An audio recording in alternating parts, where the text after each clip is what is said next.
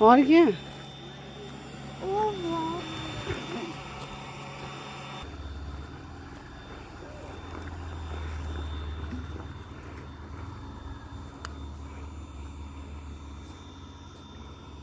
प्रदेश ही था, तो उनके प्रयासों से हमारा संस्थान शुरू हुआ। और तब इसे एरीज नहीं कहा जाता था। तब हमारा जो संस्थान है उसको उत्तर प्रदेश राजकीय वेधशाला या यूपी स्टेट ऑब्जर्वेटरी कहा जाता था, उपसो, ठीक है, या यूपीएसओ। फिर बाद में जब वाराणसी में शुरू हुआ तो बहुत जल्दी ही समझ में आ गया कि वाराणसी बहुत अच्छी जगह नहीं है। इसको 1955 में ये नैनीताल में आ गया, और नैनीताल शहर के पास हुआ करता था तब। फिर 1960-1961 के आसपास में यहाँ पर आ गया। और ये वाला जो टेलीस्कोप है ये 1972 में लगा।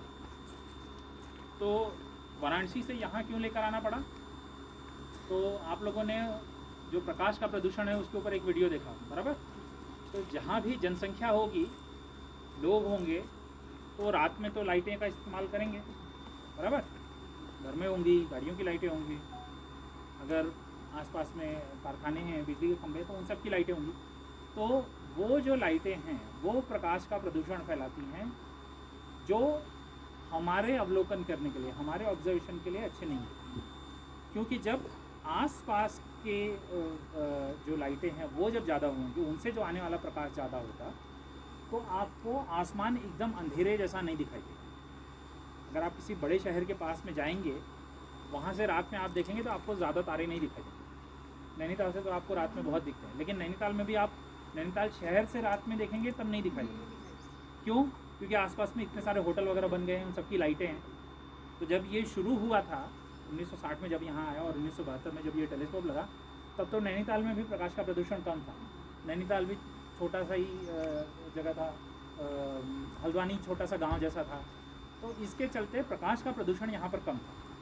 लेकिन अब क्योंकि हल्द्वानी पूरा बड़ा शहर हो चुका है, वहाँ भी जो लाइट है वो हमें भी प्रभावित करती है।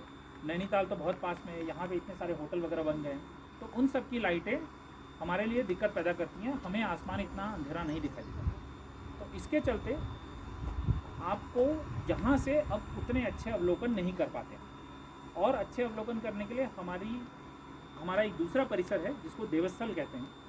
अगर आपने मुक्तेश्वर का नाम सुना हो, तो यहाँ से जब मुक्तेश्वर की तरफ जाना होगा तो उसके पास में ही धानाचूली करके एक जगह पड़ती है, और वहाँ पर उसके पास में वो हमारा टेलीस्कोप लगा हुआ है जो देवस्थल में। तो वो इससे भी और बड़ा है, ये 1 मीटर का टेलीस्कोप है, वो 3.6 मीटर का टेलीस्कोप, 3.6 मीटर उसका भी दर्पण का व्यास है, ठीक है।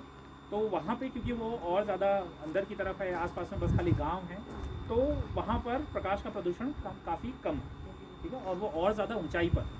ऊंचाई क्यों ज़रूरी है? क्योंकि जैसे जैसे आप पहाड़ पे ऊपर जाते हैं, हवा की मात्रा कम होती जाती है, ठीक है।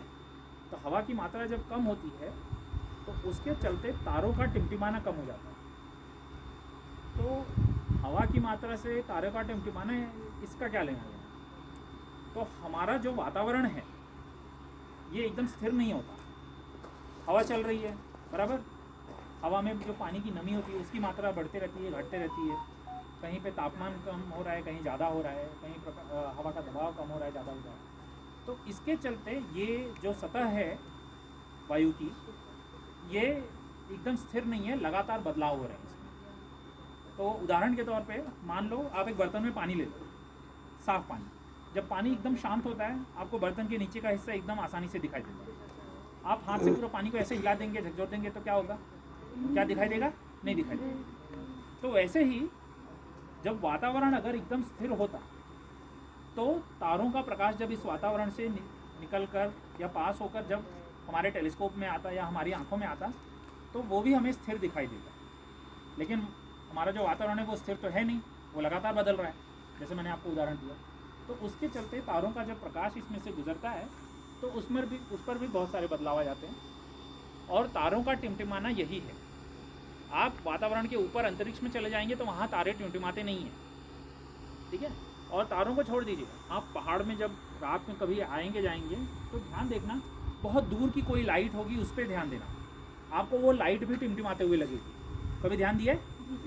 जैसे हल्द्वानी वगैरह की अगर आपको लाइट दिखाई दे नैनीताल से, तो ध्यान देना, हल्द्वानी आपको मौसम साफ मिले, जैसे सर्दियों में आपने देखा होगा हल्द्वानी में तो पूरा कोहरा लग जाता है,